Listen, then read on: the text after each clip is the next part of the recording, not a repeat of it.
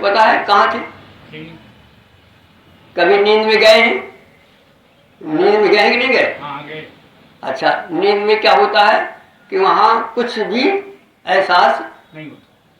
वो जमीन है, जमीन हमारी। हाँ। हम जब निकलते हैं तो वहीं से निकलते हैं, है ना? जब चील चलती है तो पहले नीचे से उठते हैं ऊपर के लिए। तो हम आप भी सबसे नीचे दर्जे में होते हैं जब हम आप गहरी नींद में होते नहीं होते। और वहां से हमने चलना शुरू किया और चलते चलते क्या हुआ, सबसे पहले हम कहाँ पर आए? हम आए अपने अंतःकरण में, हमको जागरण हुआ, कुछ आभास हुआ। इसके बाद फिर कहाँ आए? फिर हम शरीर में आए कि हम कहाँ पर लेटे हैं और हम क्या हो रहा है हमारा, तो हम शरीर का आभास हुआ।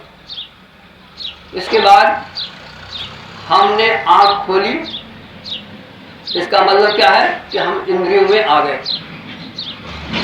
फिर जब आँख खोली फिर संसार में आ गए। आगे न आ गए? जैसे चील चली थी जमीन से और कहाँ पहुंची? आकाश में। तो हम आप भी चले थे निद्रा से। और अब प्रश्न ये उठता है कि निद्रा से भी पहले कहाँ थे? हमें कुछ पता नहीं। अब हम आ तो गए संसार में, और पुनः हम कैसे वहां पर पहुंचे जहां से हम चले थे? आप अभी घर से आए हैं, पूरी रास्ता कट के आ गए यहाँ पर, अब यहाँ से जाएंगे नहीं जाएंगे? तो हम जहां से चले थे हमें वहीं पर जाना है। प्रश्न उठता ये है कि हम चले कहाँ से थे? यदि हमें यही पता ना होगा तो हम जाएंगे कहाँ? हमारा घर कौन सा है?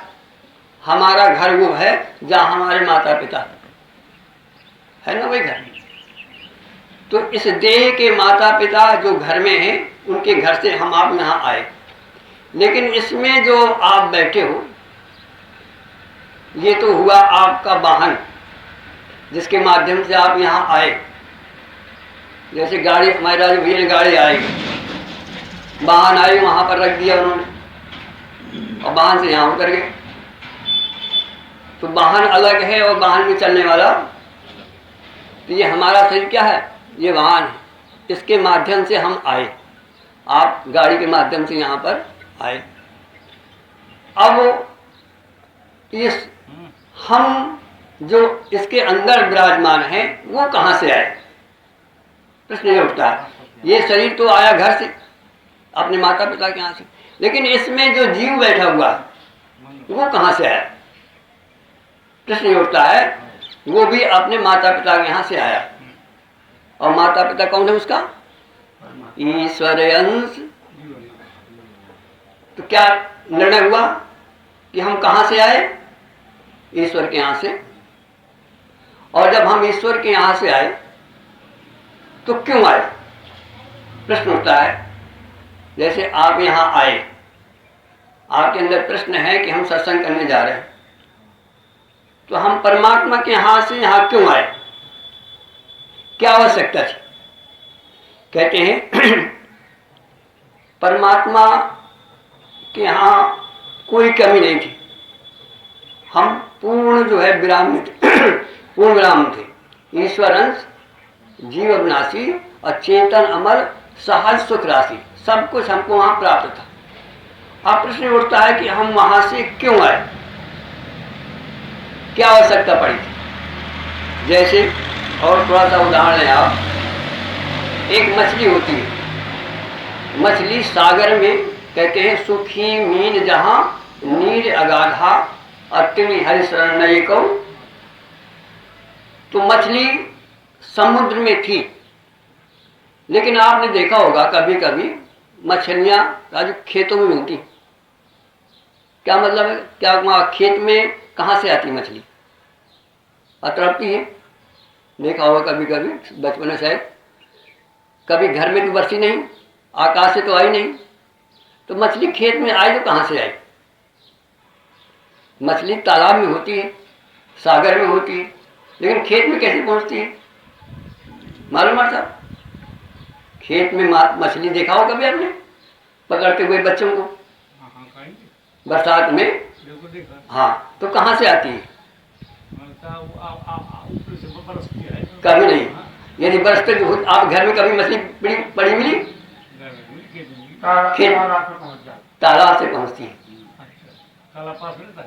तालाब जहाँ पास में होगा वहाँ तो मिल जाती है, और नहीं तालाब में नहीं, तालाब से बाहर खेत में मिलती है। हाँ, तो पानी के बाहर में जो चली जाती है मछली। हाँ, तो कैसे चली जाती है? अब आप जरा विचार करो। हाँ, ऐसे नहीं जाती मछली। मछली क्या होती है, जब पानी बरसता है तो खेतों से पानी तालाब में आता है, धार लगाकर आता है।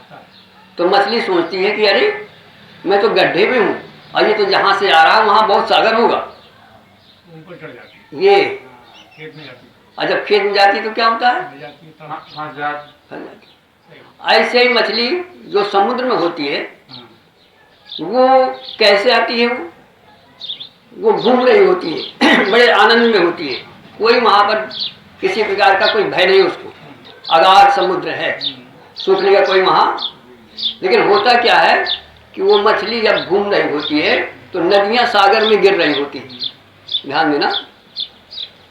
तो वो सोचती है कि अरे मैं जहाँ हूँ ये तो बहुत थोड़ा पानी, ये जहाँ से आ रही है यहाँ कहीं पानी का स्रोत होगा, तो रास्ता उसमें चढ़ जाती है। तो सागर से कहाँ गई? नदी में। अच्छा, नदी में क्या होता है कि नदियाँ में नाले गिरते हैं, तो सोचती अरे नाले में आ गए। नाला कहाँ से आता है? खेत से, तो खेत में पहुंच गए। ऐसे हम आप कहाँ थे? अपने घर में थे। ईश्वर अंश जीव अविनाशी चेतन अमल सुखी मीन जहाँ नींद अगाधा तिमि हरि शरण में एक बात।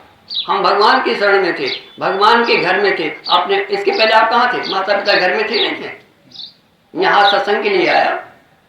ऐसे हम जहाँ थे अपने परम आराध्य परम पिता परमेश्वर के अंश के रूप में हम उसके अपने घर में रहते थे।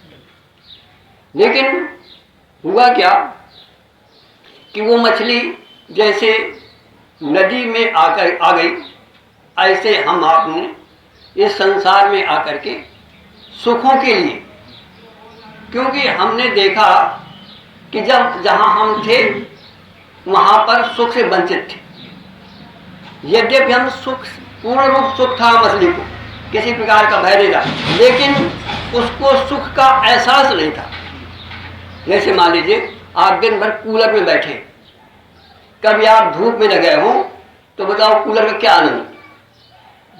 असह जब धूप से कूलर में जाए, कितनी अच्छी हवा लग रही।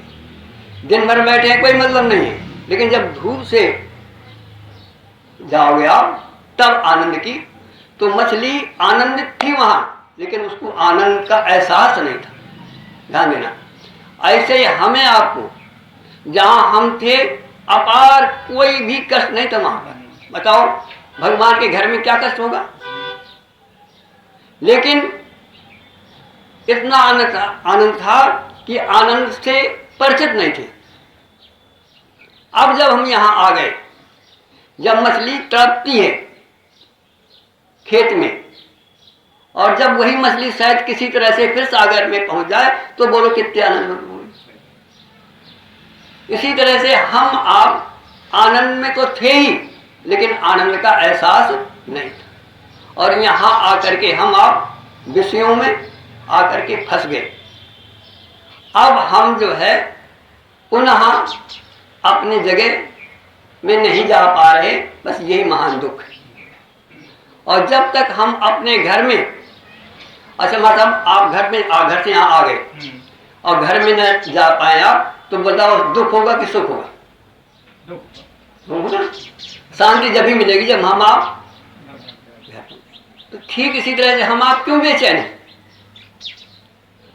हर आदमी बेचैन है, इसलिए कि वो जहां से चला था वहां नहीं पहुंच पा रहा, मूल से बिछड़ा। और परिणाम ये होता है कि यहाँ हम आ गए, इसके बाद फिर 84 लाख में घूम जाएंगे, वहां नहीं जा पाते जहां से हम चले थे, और जहां से हम चले थे वहां नहीं पहुंच पाए, तो 3 काल में भी आपको सुख मिलने वाला नहीं। अब प्रश्न उठता है कि कैसे हम अपने घर में वापस हो, कैसे महान सुख का। और देखो, हम सुख में थे, क्यों चले? इसलिए चले कि सुख के लिए। हम यहां क्यों आए? सुख के लिए। लेकिन होता यह है कि यहां सुख न मिलकर के दुख ही मिलता है। तो अब हम जब यहां से घर जाएंगे, आप कहीं तीर्थ में जाइए मां साहब, 2 दिन 4 दिन 6 दिन रहेंगे, इसके बाद फिर क्या होगा? फिर ये बोल भैया घर चलो, होगा नहीं होगा? अच्छा देखो, घर में थे, पहले गए, धक्के लगे, परेशान हुए, और फिर घर में आए तब अरे यार बहुत अच्छा, सब हमारे नियम सब खराब हुए वहां जाने से, अब बढ़िया भजन होगा, बहुत शांति होती नहीं होती। ठीक इसी तरह से जब हम आप 84 लाख के धक्कों से